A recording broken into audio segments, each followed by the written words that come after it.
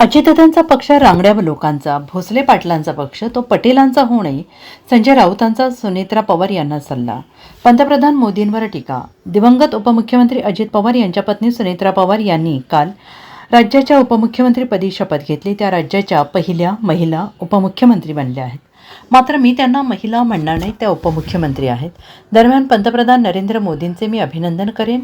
त्यांनी इतरांवर सातत्यानं घराणेशाहीवर टीका केली. ठाकरे पवार यांच्यावर घराणेशाहीवरून टीका केलेत, आरोप केलेत. मात्र आज त्यांना सुनेत्राताईंचं अभिनंदन केल्याने त्या आरोपातून मुक्त झाले आहेत. त्यांना मोक्ष मिळाला आहे.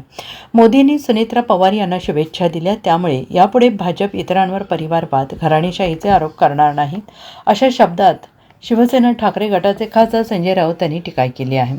सुनेत्रा पवार राज्याच्या उपमुख्यमंत्री झाल्या हा त्यांच्या पक्षाचा आणि भाजपाचा प्रश्न आहे.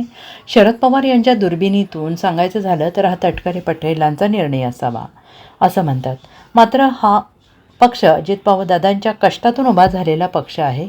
अजितदादांचा पक्ष रांगड्या लोकांचा पक्ष आहे. महाराष्ट्राच्या अस्मितेसाठी त्यांनी तडजोड केलेली नाही. त्यामुळे भोसले पाटीलांचा पक्ष पटेलांचा होणे असंही खासदार संजय राऊत यांनी म्हटलंय.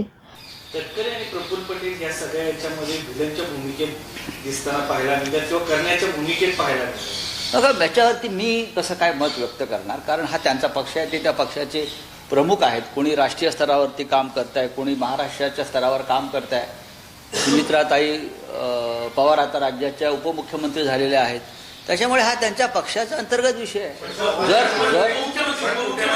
उपमुख्यमंत्री पदाचा जरी निर्णय झालेला असला तरी राष्ट्रीय अध्यक्ष पदाचा अजून निर्णय झालेला नाहीये. त्यामुळे एक प्रकारे राष्ट्रीय अध्यक्षपद आपल्या हातात घेऊन महाराष्ट्र, बघा, हा पक्ष तुम्ही कितीही सांगितलं तरी हा प्रांतीय पक्ष, हा महाराष्ट्रातला पक्ष.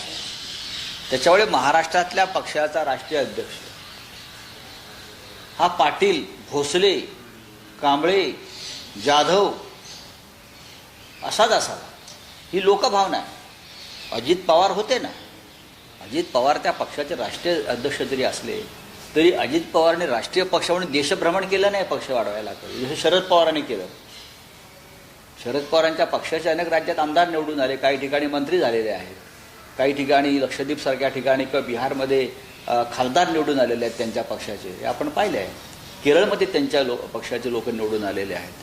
पण अजित पवार किंवा त्यांच्या लोकांनी राष्ट्रीय स्तरावरती पक्षवाढीसाठी काही विशेष प्रयत्न केले किंवा त्यांनी महाराष्ट्राच्या बाहेर पक्षाचं जाऊन काही झेंडा रोवला असं मी तरी पाहिलं नाही. Bureau report SBN Marathi, Sangli.